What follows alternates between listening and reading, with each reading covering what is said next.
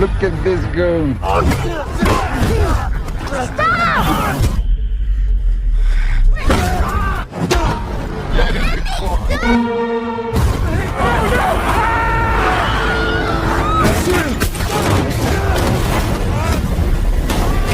Out of a coffin.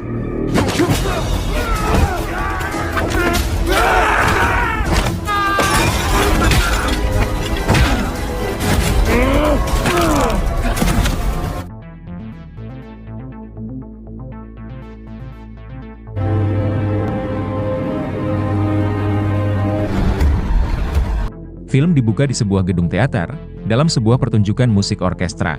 Di tengah itu, muncullah geng mafia rampok bersenjata, yang langsung menyerbu gedung tersebut, dan menyandra semua orang di sana.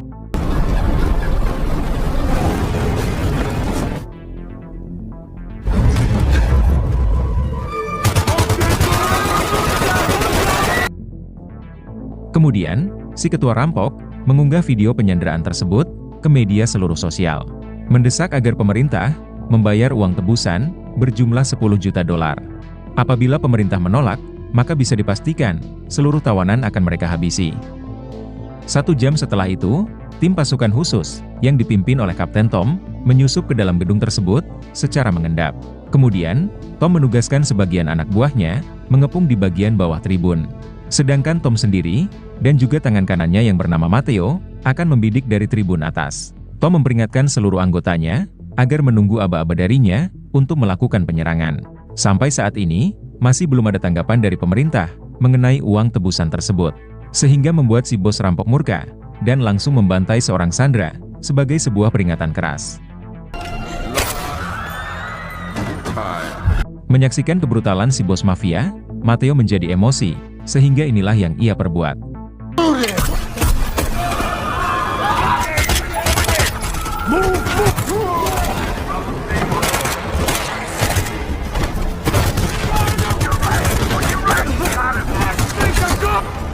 Sehingga baku tembak sengit tak bisa lagi dihindari. Sampai pada akhirnya, geng rampok berhasil mereka ratakan. Namun malangnya, Kapten Tom sempat tertembak di bagian perutnya. Tom sangat kecewa dengan tangan kanannya, yaitu Matteo, yang malah terpancing emosi dan langsung melakukan penyerangan tanpa aba-aba darinya.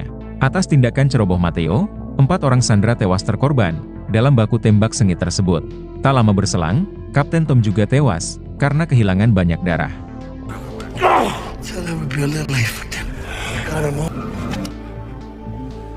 Kematian Kapten Tom jelas membuat Matteo sangat terpukul. Apalagi Kapten Tom sudah Matteo anggap sebagai saudara kandungnya, malah tewas karena kecerobohan Matteo sendiri. Adegan berpindah pada 5 tahun kemudian. Setelah kematian Kapten Tom, Matteo memutuskan pensiun menjadi seorang tentara pasukan khusus. Kemudian, Matteo pindah ke negara Rumania dan beralih profesi menjadi seorang tukang kayu untuk menyambung hidup.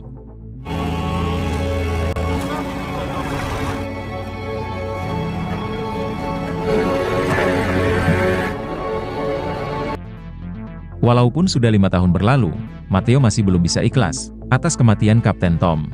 Apalagi kematian Kapten Tom, yang ia anggap sebagai saudara kandungnya, terjadi atas kecerobohan Matteo sendiri. Ternyata Matteo juga kenal dekat dengan istri Kapten Tom, yang diketahui bernama Anita. Setelah berpikir panjang, akhirnya Matteo memutuskan berhenti menjadi tukang kayu. Karena selain pekerjaannya yang berat, gajinya juga tidak seberapa. Namun mandor di pabrik kayu tersebut menolak memberi Matteo uang pesangon dalam jumlah penuh. Meski merasa sangat kecewa, Matteo terpaksa menerima pesangon tersebut, yang jumlahnya tidak seberapa. Saat itu juga, Matteo berangkat ke negara Belanda untuk mengadu nasib.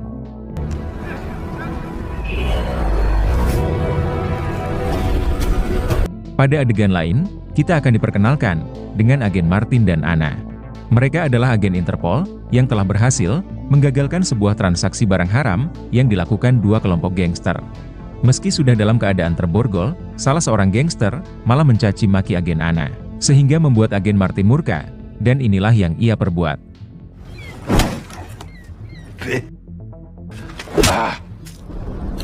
Ternyata dari kejauhan, operasi penyerbuan ini dipantau oleh seorang gangster yang melaporkannya kepada Subro. Subro adalah seorang ketua gangster yang diketahui sangat brutal dan tidak mengenal kata ampun. Mengetahui para anak buahnya diringkus, dan barang haram siap edarnya disita, tentu membuat Subro sangat murka. Let's get blood out of the table. Okay, Roman. Berpindah ke agen Martin, dan juga agen Anna. Mereka berdua membuat kesepakatan, dengan seorang gangster, yang tadi dihajar oleh agen Martin, dan ia diketahui bernama Johnny. Ternyata yang mereka ringkus hari ini, hanyalah kelompok gangster kelas 3 saja. Sedangkan kelompok gangster kelas kakap, masih berkeliaran di luar sana, dan bebas bertransaksi seperti biasa. Maka dari itulah, agen Martin dan Anna, merekrut Johnny sebagai informan Interpol, dalam meringkus kelompok gangster kelas kakap tersebut. Johnny setuju membantu agen Interpol, yaitu dengan syarat, kebebasan penuh, dan juga pelindungan hukum. I want the whole consociation. Now we crank the heat. Pada adegan lain, kita diperkenalkan dengan Frank, yang merupakan seorang akuntan. Frank mengalami kerugian besar, sejumlah 15 juta dolar, dalam sebuah investasi saham kripto. Bahayanya lagi, seluruh uang yang diinvestasikan oleh Frank, ternyata adalah uang kliennya sendiri, tanpa sepengetahuan kliennya tersebut. Dan klien Frank tersebut, ternyata adalah Subro, si ketua gangster yang sangat brutal.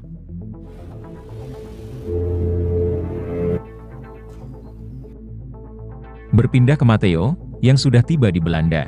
Kemudian, Matteo menemui Anita, yaitu istri Kapten Tom, dan juga putrinya, yang diketahui bernama Lily. Hey, remember Matteo? Does he like broccoli? Don't stand there like a lag. Come Anita mengatakan kepada Matteo, dirinya sudah menikah lagi, dengan seorang akuntan bernama Frank. Kemudian, Matteo jujur, bahwa karena kecerobohan dirinya lah, yang menyebabkan Kapten John tewas. Menanggapi itu, Anita meminta Matteo, untuk tidak perlu menyalahkan dirinya, karena yang terjadi pada Kapten Tom, sudah menjadi takdir Tuhan. Namun yang membuat Anita kecewa, adalah karena Matteo, tidak hadir ke pemakaman Kapten Tom. Padahal Matteo dan Kapten Tom, sudah seperti saudara kandung sendiri. Menanggapi itu, Matteo pun meminta maaf kepada Anita, dan langsung pamit untuk pergi. What kind of brother? Sorry.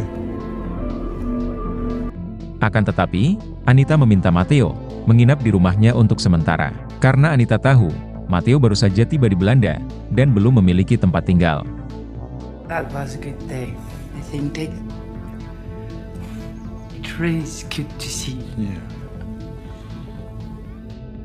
Berpindah ke Subro, yang menugaskan dua orang pembunuh bayaran, bernama Jack dan Ramon, yaitu untuk mencari anggotanya yang berkhianat, yang telah menjual informasi kepada agen Interpol. Sehingga membuat Subro mengalami kerugian, sebesar 5 juta dolar, dalam transaksi yang gagal tempo hari. Berpindah ke Frank, yang baru saja pulang ke rumahnya. Kemudian, Anita mengenalkan Frank kepada Matteo, sahabat almarhum suami lamanya, yaitu Kapten Tom. Frank menyambut kedatangan Matteo, dengan cukup ramah dan bersahabat.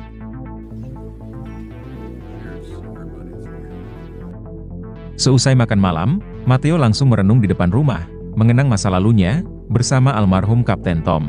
Dahulu Matteo dan Tom, adalah dua sniper pasukan khusus terbaik, yang tidak pernah gagal, dalam menyelesaikan misi, bahkan misi yang paling sulit sekalipun. Akan tetapi, Tom dan Matteo memiliki sikap, yang sedikit berbeda, dari satu sama lainnya.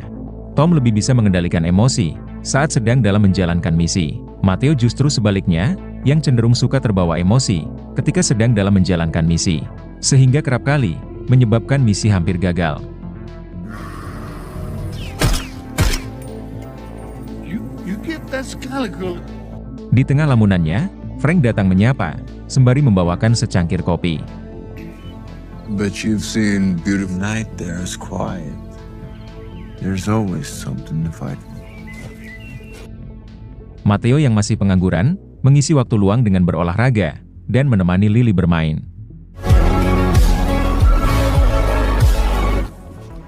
Please. I need to tell you. Berpindah ke Subro, yang mendatangi Frank di kantornya. Tujuan Subro datang, yaitu untuk menanyakan, perihal uang di rekeningnya, yang menghilang sebanyak 15 juta dolar. Mendengar hal itu, Frank lantas berdalih, berkata kalau sistem audit keuangan, sekarang sedang mengalami sedikit masalah. Frank meminta Subro, agar tidak perlu khawatir, karena Frank berjanji, akan segera memperbaikinya. Padahal sebenarnya, uang 15 juta dolar tersebut, memang sudah lenyap, akibat ulah Frank sendiri, dalam sebuah investasi saham. Untungnya saat ini, Frank masih bisa meyakinkan Subro, kalau uang tersebut tidak hilang, dan hanya mengalami kendala sistem saja. Apabila Subro sampai tahu, uangnya dilenyapkan oleh Frank, maka bisa dipastikan, Subro akan membrutal, membantai Frank dan seluruh keluarganya. Tracking our encrypted fixed ASAP. You wouldn't have any issues. I've never done that. Ketika Subro keluar dari kantor Frank, ternyata ia dipantau oleh Johnny, anggotanya yang berkhianat, yang menjadi mata-mata agen Interpol. Tanpa Johnny sadari, dirinya juga sedang dipantau oleh pembunuh bayaran yang diutus oleh Subro untuk mencari anggota Subro yang berkhianat.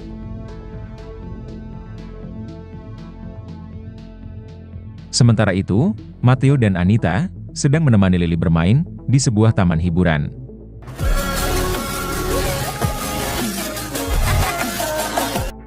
Di malam harinya, Frank terlihat semakin panik. Berpikir keras bagaimana caranya mendapatkan uang $15 juta dalam waktu yang singkat, yaitu untuk mengganti uang Subro yang telah Frank gelapkan. Sampai saat ini, Frank masih menutupi masalah tersebut dari istrinya yaitu Anita. Di keesokan harinya, para wisatawan dikejutkan dengan penemuan seorang mayat, yang ternyata adalah mayat Johnny, si informan agen Interpol.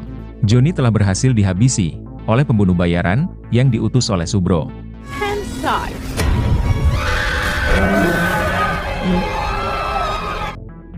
Tak lama kemudian, agen Martin dan Anna menyelidiki mayat Johnny. Mereka dapat menyimpulkan kalau Johnny sengaja dihabisi, yaitu sebagai peringatan dari kelompok gangster Subro. Karena kedua agen Interpol tersebut telah dengan berani mengganggu bisnis haram kelompok gangster Subro.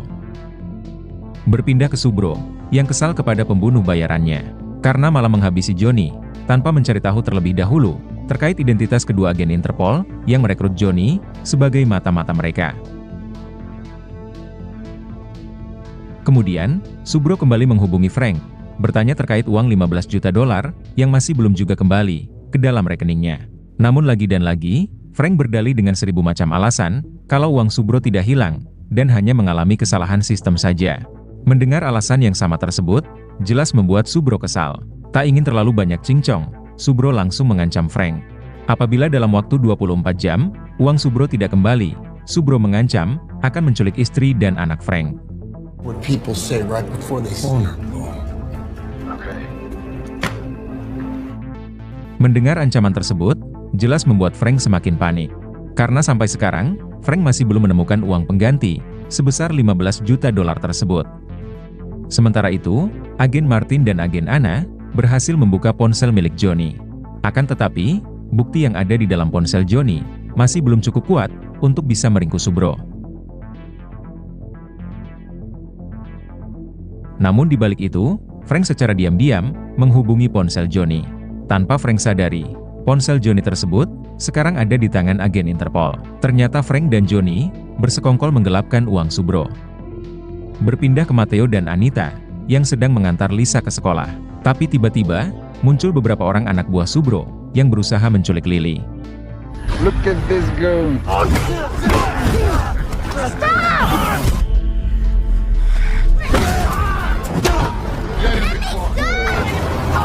Matteo berusaha mengejar mereka untuk menyelamatkan Lily. Namun sialnya, upaya Matteo tidak berhasil. Matteo justru pingsan, dan Lily berhasil diculik.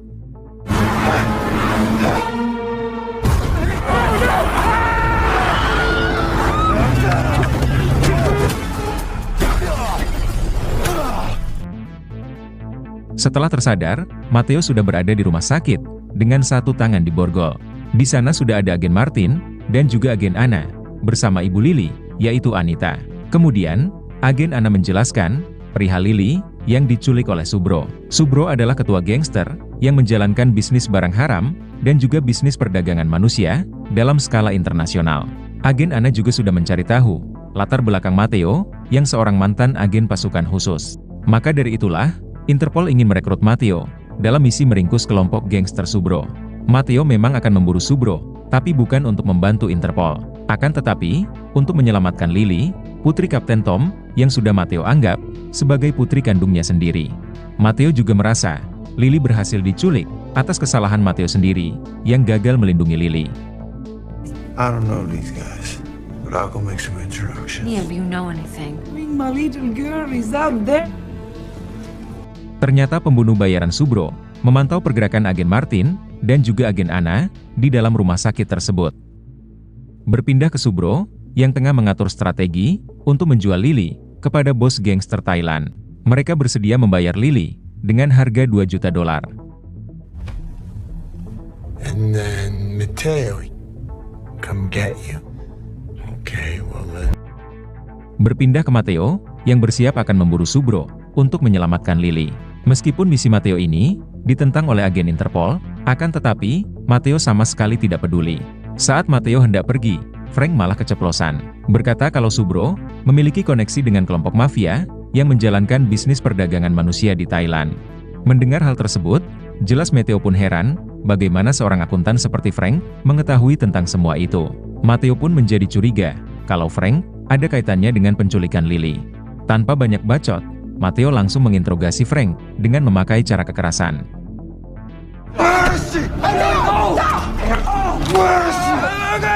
Setelah satu tangannya dipatahkan oleh Mateo, barulah Frank mau buka mulut. Frank mengatakan, Lily diculik oleh Subro, dikarenakan ulah Frank sendiri, yang telah menggelapkan uang $5 juta milik si bos gangster brutal tersebut. Mengetahui semua itu, jelas Anita marah dan kecewa. Anita sama sekali tidak menduga, telah menikahi pria yang sangat serakah, dan juga pengecut seperti Frank. Make sure he leaves. Setelah itu, Mateo memaksa Frank untuk menghubungi Subro. Berpura-pura kalau Frank sudah berhasil mengganti uang Subro dan berniat ingin mengembalikannya. Sehingga dengan begitu, Mateo akan mendapat petunjuk terkait alamat markas kelompok gangster Subro. Setelah terhubung dengan Subro, Frank lantas mengajaknya bertemu di suatu tempat guna mengembalikan uang tersebut, sekaligus menukar Sandra, yaitu Lily. Akan tetapi, Subro malah menugaskan anak buahnya untuk menjemput uang tersebut dari tangan Frank yang sebenarnya tidak pernah ada. Okay, you're gonna meet Sabas, Mrs. Smith.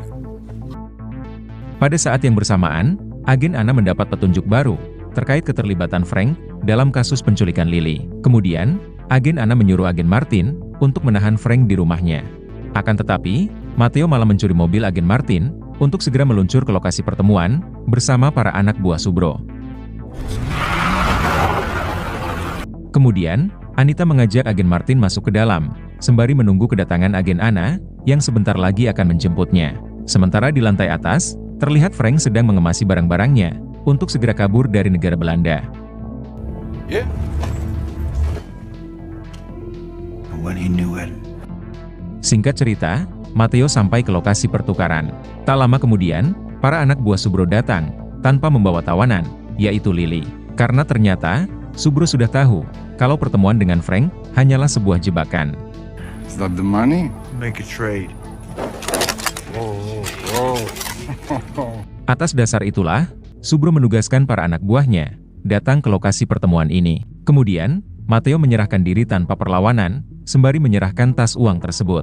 Ternyata di dalam tas itu bukanlah uang, melainkan sebuah alat peledak yang diracik langsung oleh Mateo.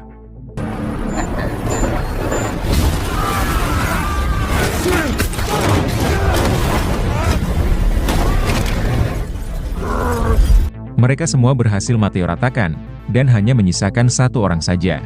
Kemudian, Mateo memaksa si anak buah untuk memberitahu terkait alamat markas di mana Lily disandra.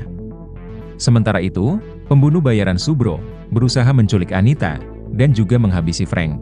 Agen Martin yang masih berada di sana berusaha menolong Anita dan berduel dengan si pembunuh bayaran.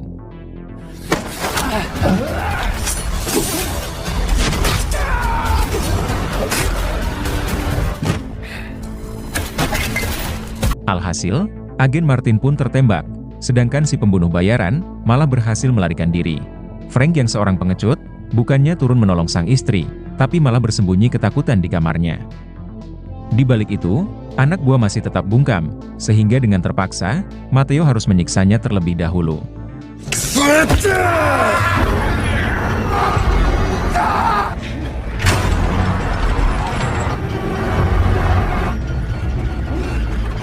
Karena sudah tidak kuat lagi menahan siksa, akhirnya orang ini buka mulut terkait alamat di mana Lily ditawan. Setelah mengantongi alamat tersebut, Mateo langsung membantai si anak buah.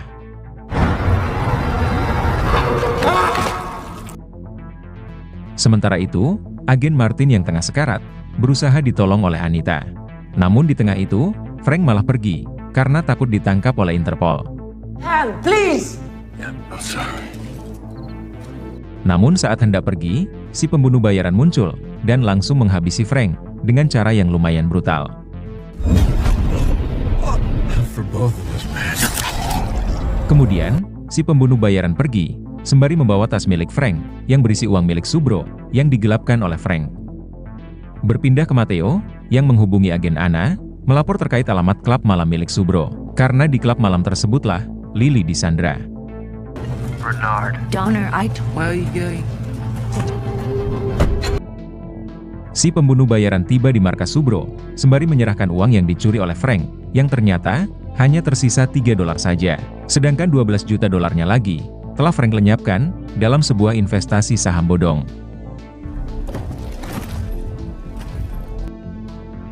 Singkat cerita, Matteo tiba di klub malam dan terlibat baku hantam dengan sekumpulan anak buah Subro.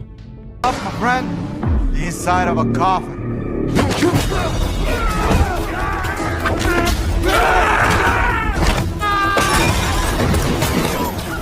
Di tengah itu, agen Anna muncul membantu Matteo.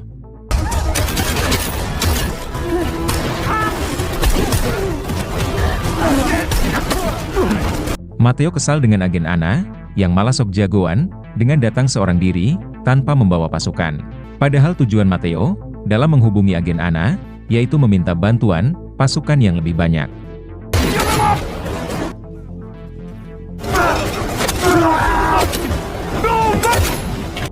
Namun pada akhirnya, Matteo dan agen Anna berhasil membantai semua anak buah Subro.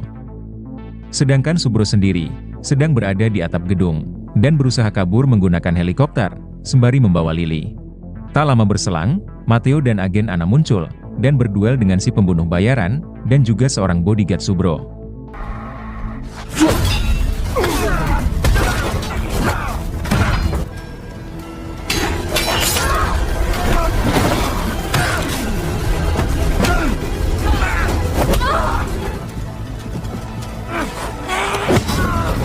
Meski sempat kewalahan, namun pada akhirnya, Matteo dan agen Anna berhasil membantai mereka berdua.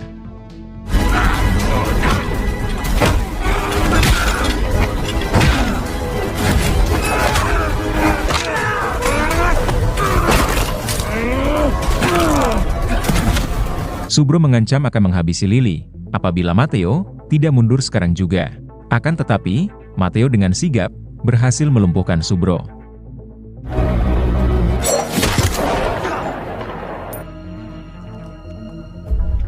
Sehingga pada akhirnya, Matteo berhasil menyelamatkan Lily, anak sahabat baiknya, yaitu Kapten Tom. Seminggu kemudian, terlihat Lily dan Anita hidup damai dan tenang. Back? Sedangkan Matteo sendiri memilih merantau ke negara Asia untuk menambah pengalaman hidup. Kemudian, film pun selesai.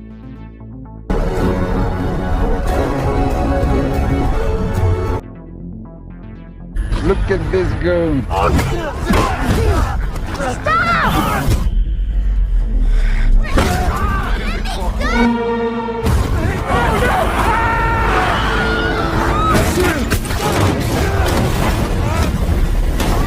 Inside of a coffin.